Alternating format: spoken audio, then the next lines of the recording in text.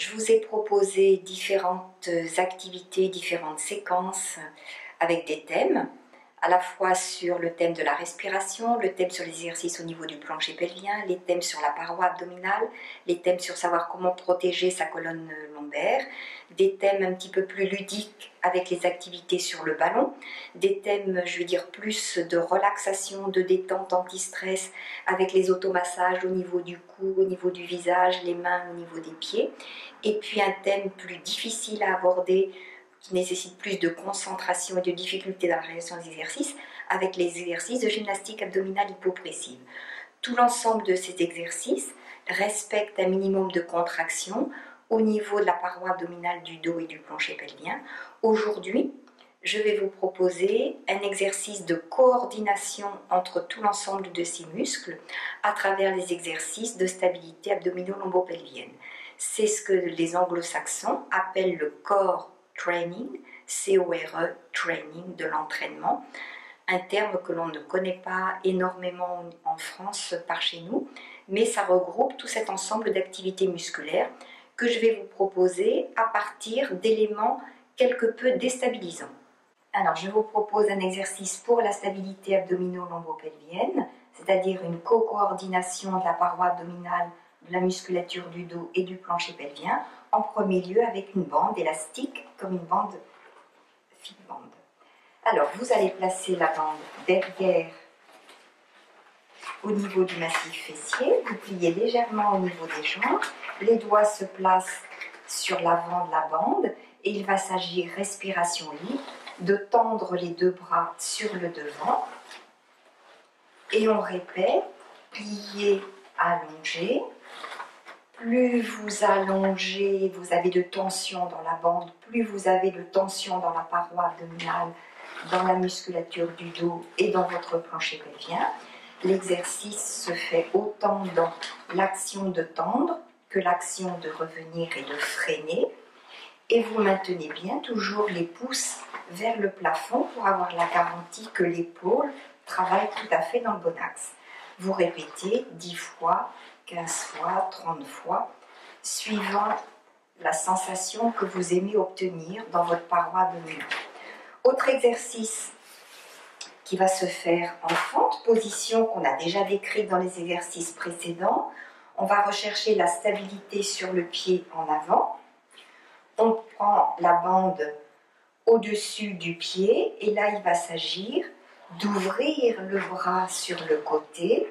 Là encore on part au-dessus du pied pour porter la paume vers le plafond sur le côté. On conserve la main qui ne dépasse pas la hauteur de l'épaule pour être sûr de ne pas avoir de tension supplémentaire au niveau de l'épaule. Et l'activité est bien ressentie sur l'appui de la jambe, la paroi abdominale du côté de l'appui du pied. Vous répétez 20 fois, 30 fois, autant du côté droit que du côté gauche. À nouveau une activité symétrique. Vous allez placer les deux pieds sur la bande, les pieds légèrement fléchis, le dos en position rectiligne, les bras le long du corps et vous pliez en ramenant les deux bras vers les épaules. Cette activité peut être faite les bras parallèles comme les bras croisés et vous pliez. L'activité est plus intense lorsqu'on a les bras pliés au niveau de la paroi abdominale du dos et du plancher pelvien. Et vous répétez 15 fois, 20 fois. Autre activité en appui unipodal à nouveau. La stabilité, bien sûr, est plus recherchée sur la jambe d'appui. Vous levez la jambe, les deux bras pliés, et il va s'agir de tendre la jambe. Plus vous tendez la jambe, plus vous avez l'impression d'étirer la colonne vertébrale. Et l'idée, c'est de faire comme si on voulait taper du pied.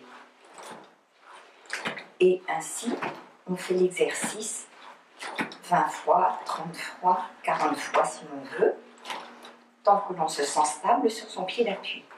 Bien évidemment, refaire autant côté droit que côté gauche. Et on peut finir la série en reprenant l'exercice de base qui est le plus efficace pour la tension de la paroi abdominale du dos et du plancher pelvien. Ces bandes existent en plusieurs modalités de résistance suivant la couleur. Ça, c'est une résistance intermédiaire et c'est plus facile finalement qu'avec une résistance très souple. Activité avec le roller qui, comme son nom l'indique, est un rouleau qui va déstabiliser et il s'agit de conserver son équilibre dessus. On s'installe en positionnant son appui fessier juste sur le bout du rouleau et puis à l'aide des deux mains, on guide le déroulé de la colonne vertébrale pour se poser entièrement sur le rouleau. Donc ce qui est en appui sur le rouleau, ça va être au niveau de son sacrum, entre les omoplates au niveau de la région dorsale et au niveau de la zone de l'occiput. Ce qui maintient l'équilibre, c'est toute cette colonne vertébrale, plus les deux appuis au niveau du pied et éventuellement les mains et les deux avant-bras. On prend conscience pour se mettre en confiance que l'on peut rouler à droite et à gauche et se retenir avec les mains et les avant-bras. Le concept du roller, c'est que si on veut le moins de mobilité possible au niveau du rouleau, eh bien, il faut un minimum de contraction au niveau de son ventre et son dos. Plus vous allez rapprocher les deux pieds, plus cette activité est sollicitée. Si par contre vous écartez complètement au niveau des jambes, là on est en équilibre et on n'a pas de sollicitation musculaire dans la musculature du bassin. Donc on va se placer plutôt les pieds serrés. Doucement, inspiration fluide, on inspire et on souffle. On inspire, on souffle et on prend bien conscience que dans l'expire, on a un minimum de contraction au niveau de sa colonne vertébrale et de son dos. De cette position, on peut soulever un pied, plier la jambe sur la poitrine, reposer, et d'un côté et de l'autre. On peut se concentrer pour se dire, est-ce que je peux soulever les deux bras, les deux mains et reposer. Une fois qu'on est en confiance, eh bien on peut lever les bras un petit peu plus haut.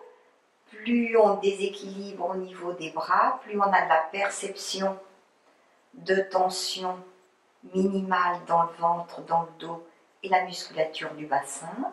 On peut revenir à l'horizontale, glisser et allonger les doigts vers le plafond. Et tout doucement reposer au niveau des bras.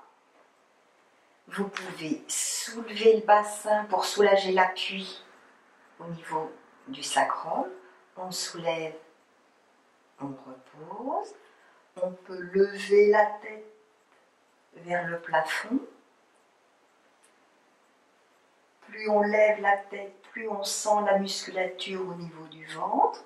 On peut également regarder ses genoux, constater que lorsqu'on fait cet exercice-là, le ventre reste parfaitement rentré, alors que si on fait le même exercice sur le tapis, le ventre a plus tendance à sortir. Ce qui prouve bien qu'on a une contraction minimale qui est requise au niveau du rentré du ventre. On peut refaire plier, allonger la jambe en l'air, se rendre compte que lorsqu'on répète cet exercice, les appuis au niveau du dos restent tout à fait identiques. On n'est pas comme sur le tapis vert, où à chaque fois qu'on va tendre la jambe, on va écraser au niveau de sa colonne lombaire. Donc là encore, on a la preuve qu'on a un minimum de contraction au niveau du dos et du ventre qui respecte la lordose physiologique. On peut plier une jambe, plier l'autre, avoir l'idée de tendre les deux jambes en même temps, voir une jambe à l'horizontale, une jambe en oblique, reposer et refaire autant de fois que l'on souhaite. Le plus difficile va être peut-être de se dire je soulève un pied et est-ce que je peux soulever les deux mains Et là, on a un maximum de stabilité qui est recruté au niveau de la colonne vertébrale. On peut descendre de ce rouleau en se plaçant sur le côté pour revenir. On peut profiter de la notion de gainage qui a été mis en place précédemment sur le rouleau en poursuivant l'exercice à partir du 4 pas. On se place les deux avant-bras sur le rouleau, on roule dessus jusqu'à avoir une sensation d'appui stable sur les avant-bras, de solidité dans la paroi abdominale et dans son dos. Et on peut répéter l'exercice tant que l'on sent que l'on maîtrise bien, un peu de lordose, pas de creusement et pas de saillie de la partie ventrale du bas-ventre.